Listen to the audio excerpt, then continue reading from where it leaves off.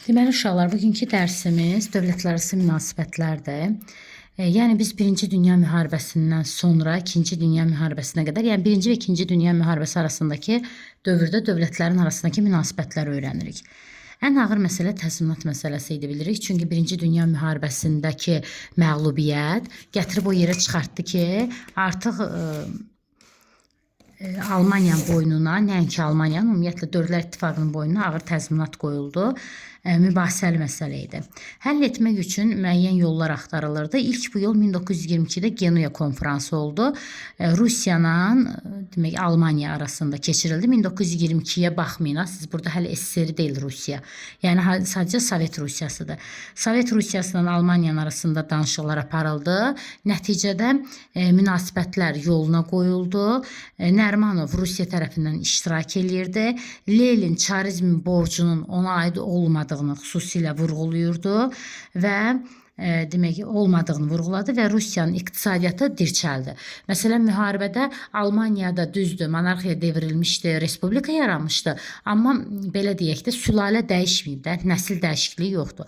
Amma Rusiyada çarizm gedib, Lenin gəlmişdi deyənə, Nikolay gedib, Lenin gəlmişdi. Lenin deyir ki, bu məsələ mənə heç bir aidiyyəti yoxdur. Ona görə də Rusiya özünü belə deyək də, çətin vəziyyətdən çıxartdı, Almaniya qaldı. Ona görə də Genuya və ya Rapallı konfransına görə Rusiyanın iqtisadiyyatı ayağa qalxdı. Ən çox təzminatı verən Almaniya, alan isə Fransa olacaqdı. Fransa da gözlədi, gördü ki, Almaniya təzminat verənə oxşamır. Təbii ki, Almaniya qara gün necə təzminat versin, viran gündədir, iqtisadiyyatı belə çöküb. Ona görə də təzminatı almağın deyirdi, iki yolu var, ya hərbdən, ya dincdən. Hərbi müdaxiləyə edam siyasəti deyirdilər. Ya hərbi yolunu almalıyam deyirdi, ya dinc yolunu. Təbii ki, Fransa hərbi yolu seçdi. Götürdü 1923-cü ildə Fransa Belçikanı da götürüb hücum elədi Almaniyanın kömür hövzələrindən biri olan Rura. Və orada polad, çuqun, kömür hövzələrini məhv elədi, dağıtdı, döktü.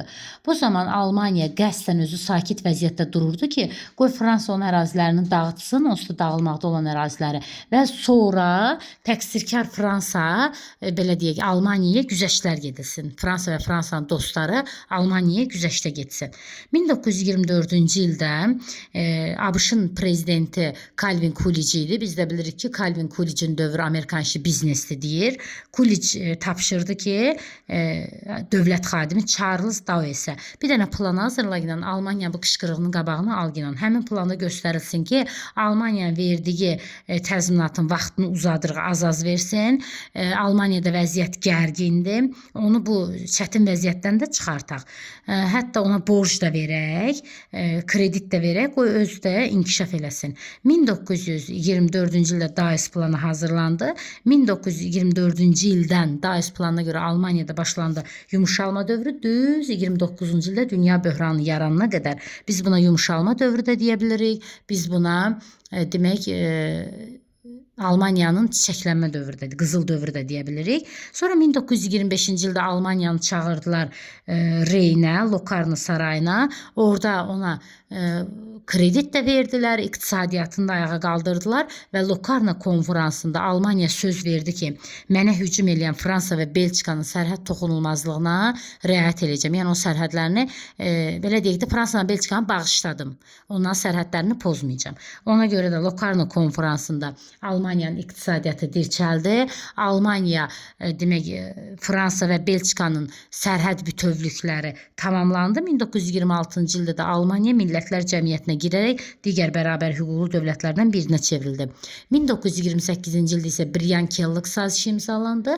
Həmin sazişə əsasən Amerikanın, Fransanın dövlət xadimləridir. 48 dənə dövlət var idi Briyan-Kelloggda. Bunu əvvəlki dərslərdə keçmişik. 29-da da Rusiya bura qoşuldu. Üfüqdə qaranlıq görünür. Biz Liviyanın Osmanlıya aid olduğunu bilirdik. Və bilirdik ki, 1912-ci ildə Trablis müharibəsində Osmanlı İtaliya dalaşıb, İtaliya Osmanlının əlindəki mülkləri alıb. Və 1923-cü ildə İtaliya Liviyada soyqırım törədib. 1923-cü çevirəm 32-ci ildə Ömər Muxtar azadlıq hərəkatı qaldırdı və İtaliya bu azadlıq hərəkatını yatırtdı özə kimyəvi silahlardan istifadə eləyərək. 2008-ci ildə isə Roma papası İtaliya Liviyadan üzr istəmişdi. Belə bir üzr xaç yürüşlərində də müsəlman ölkələrində də olmuşdu. Yəni xaç yürüşlərində müsəlmanlar qırdıqları üçün növbəti müasir illərdə Roma papası müsəlmanlardan da üzr istəmişdi. Yaponiya. Yaponiya biz bilir ki uzaq şərqdə, yəni Sakit Okeanda təhlükə ocağı idi. Avropada təhlükə ocağı Almaniya idi. Uzaq şərqdə təhlükə ocağı isə Yaponiya idi. Almaniyanı İngiltərə, Fransa sakitləşdirməli idi.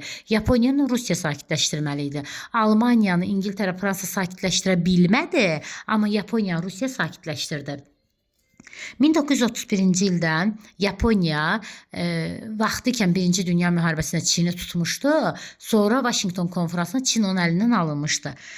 Yaponiyada bu revanşizm, qisas hissi qalmışdı. 1931-ci ildə Mancuriya hücum edib Çinin Mancuriya vilayətini tutdu. Rusiya tərəfdə olan bir ərazidir. 32-ci ildə orada Manchukuo oyuncaq dövlət yaratmışdı. 33-cü ildə də Millətlər Cəmiyyətindən çıxmışdı. Bu təcavüzkarlığına görə Almaniyanın eyni ildə. 39-cu ildə də Rusiyanın xalqın qol döyüşünə məğlub eləyib, yaxın, uzaq şərqdə Sakit Okeanı təhlükə ocağını boğmuşdu. Almaniya. 1934-cü ildən Almaniyada Hitler rəsmi hakimdir. Avstriya onun doğma vətəni idi və o Avstriyanı gedib tutmaq istəyirdi. Hətta oranın baş nazirinə qarşı sui-qəsd hazırlamışdı. Lakin bu xəbəri eşidən İtaliya hücum elədi. Daha doğrusu xəbərə getdi İngiltərə və Fransanın üstünə. Durdu getdi xəbərə ki, baxın, Almaniya ərazisi buradır. Avstriya da buradır. Hitler Avstriyada doğulan, yəni Avstriyada Alman mənşəlidir, qoy belə deyək. Avstriyada doğulub Hitler. Hitler 1934-cü ildə rəsmən Almaniyanın başına keçəndən sonra durdu ki, gedirəm mən Avstriyanı tutmağa, paytaxtı da Viyanada Avstriyanı. Bu zaman İtaliya 1-ci Dünya müharibəsində London sazişi ilə, gizli London sazişi ilə xəyanətləyib Almaniyaya keçmişdi, Antanta tərəfə, İngiltərə və Fransa tərəfə. Ona görə də hələ İtaliya bunların tərəfindədir. Almaniyanın Avstriyaya 1934-cü ildə hücum elədiyini eşidən İtaliya tez bura qoşun çıxartdı, sərhəd boyuna qoşun çıxartdı. Getdi İngiltərə, Fransaya bu bədxəbəri çatdırdı.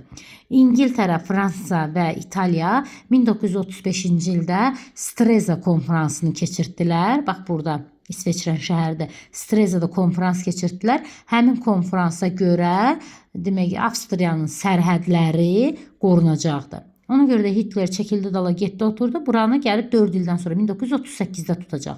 Yəni 34-də hazırladığı planı 38-də həyata keçirmiş olacaq. Sonra İtaliya gördü ki, boşluqdur. Dedi ki, gedin buradan Afrikanın demək şərq hissəsindən Efiopiyanı tutum. İtaliyanın gəlib Efiopiyanı tutmaq istəməsi İngiltərə və Fransa narazılığına səbəb oldu. Bu da İtaliyanın xoşuna gəlmədi ki, nə oldu, mən sizin xəbərçiniz idim ki, bəs. Durdu, getdi, keçdi Almaniyanın tərəfinə və Hitlerin dövründən gedir söhbət. Hitleri tanıyan ilk dövlət demək İtaliya oldu. Sonra Almaniya Antikomiterin Rusiyaya qarşı özü üçün plan hazırlayırdı. Antikomiterin paktı Yaponiyanın, Almaniyanın arasında imzalanan bir paktdır. Yəni bizə sual düşsə ki, Almaniyanı tanıyan ilk dövlət deyəcək İtaliya. Söhbət Hitlerin dövründən gedir. Yəni Hitleri tanıyan ilk dövlət İtaliya. Məsələn, Antikomiterin paktını imzalayan ilk dövlətlər deyəcək ki, Almaniya və Yaponiya, sonra bura İtaliya qoşulub. Yəni ilk tanıyan İtaliya olsa da bu Rusa qarşı ilk birləşən Yaponiyanın Almaniyadır. Sonra ora İtaliya qoşulub, daha sonra da digər İspaniya, Macaristan kimi dövlətlər də var. Sonra Almaniya 1936-cı ildə Reynə qoşun çıxartdı. Bununla da Versal iflasa uğradı. Çünki Versala görə Almaniya Reynə qoşun çıxara bilməzlər. Reynə baxın buradır uşaqlar. Baxın buradır. Bura Reyn çayı axır buradan. Almaniyanın Fransanın sərhəddi idi. 1-ci Dünya müharibəsindəki məğlubiyyətindən sonra Almaniya Reynə qoşun çıxara bilməzdi. Amma Hitler 1936-cı ildə ora qoşun çıxartdı. Bu da Versalın iflasa uğraması demək idi. Sonra İspaniyada vətəndaş müharibəsi. İspaniya söhbət buradan gedir. 1936-cı ildə İspaniya özü 1479-da yaranıb Reconquista hərəkatının gedişatında. 1492-ci ildə də aşağıdakı Granada ərəblər və yəhudilər oradan tam qovulandan sonra o da demək qatılıb İspaniyaya. Portuqaliya istisna bütün Pirneyi yarımadası olub İspaniyanın. İspaniyanın bir də iştirəmə 1936-cı ildə burada bir respublika qurulur və Xalq Cəbhəsi adlı bir hakimiyyət yaradılır. Lakin 1936-dan 1939-cu ilə qədər İspaniyada əhali bölünür iki cəbhəyə. Başlayır vətəndaş müharibəsi. Bir qismi Hitler istəyirdi, bir qismi də ölkədə respublikanın yaranmasını istəyirdi və nəticədə təbii ki, Hitler istəyənlərə dəstək gəlir Almaniya və İtaliyadan kömək gəlir. Amma bu ölkədə respublikanı istəyənlər isə SSR-dən dəstək gəlir. Nəticədə faşistlər qalib gəlirlər. Faşistlərin də rəhbəri Franco idi İspaniyada. Respublikanı devirib hakimiyyətə gəlirlər. Yəni 36-da respublika qurulsa da 39-da respublika ləğv olunub, 36-39 İspaniyada vətəndaş müharibəsidir. Sakitləşdirmə siyasəti. Biz dedik ki, Almaniyanın ilk hücum elədiyi ərazi Avstriya, ilk hücum elədiyi xarici ərazi isə Çexoslovakiya idi. Niyə? Çünki Avstriyanı öz vətəni sayırdı. Deyirdi, Avstriya mənim vətənimdir.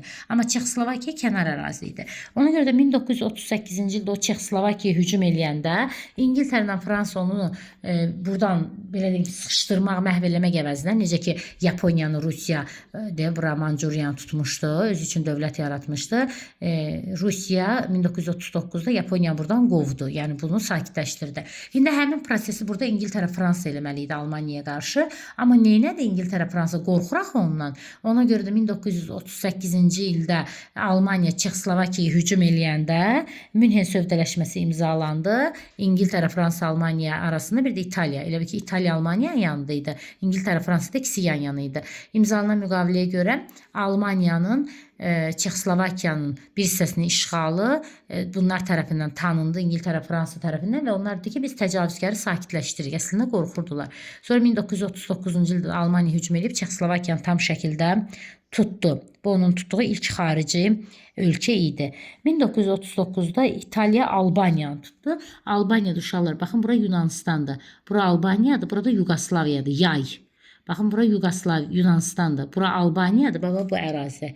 Albaniyadır, Balkan yarımadasının Albaniyası. Burada Yugoslaviyadır, yay, baş hərflərini yığsam. Albaniyanın fürsətdən istifadə edən İtaliya 39-da Efiopiyanı tutub, daha doğrusu 36-da Efiopiyanı tutub, 39-da da Albaniyanı tutub. Söhbət İtaliyadan gedir. 39-cu ildə İtaliyanın Almaniya da burada Yaponiyanı Rusiya susturdu deyənə Almaniyanın İtaliya bir-birinə dayaq olurdular. 39-cu ildə Polad paktı, yəni Polad kimi bir-birinə kömək edirdilər. 1940-cı ildə isə üçlük paktı yarandı. Yəni müharibəni başlayan dövlətlər bu üç dənədir. Almaniya, İtaliya, Yaponiya üçlük paktda 40-cı ildədir. Yəni 4-ləndir. 3-4-dədir. Üçlük pakt 1940-dadır. Üfüqdə müharibə görünür. 1939-cu ilin avqustunda Ribbentrop-Molotov sazişi imzalandı Almaniya ilə Rusiyanın arasında və Almaniya söz verdi ki, Rusiyaya mən 10 il müddətində sənin ərazilərini dağıtmayacağam, sənin ərazilərinə hücum eləməyəcəm. Bu da təbii ki, Stalini üzdə inandırmışdı. Stalin içdən bilirdi ki, bu baş tutan söhbət deyil. Elə-belə üzdə inanmışdı ki, hə, yaxşı sən deyəndi. Hətta gizli şəkildə Polşanı öz aralarında bölürdülər və sonra da müharibə başlayandan sonra da sərhədlər və dostluq haqqında müqavilə imzaladılar. Bu gizli sazişlərini açıq şəklə çevirmiş oldular. Sonra bu da müharibəmiz olacaq bizim üçün. Mən bir dənə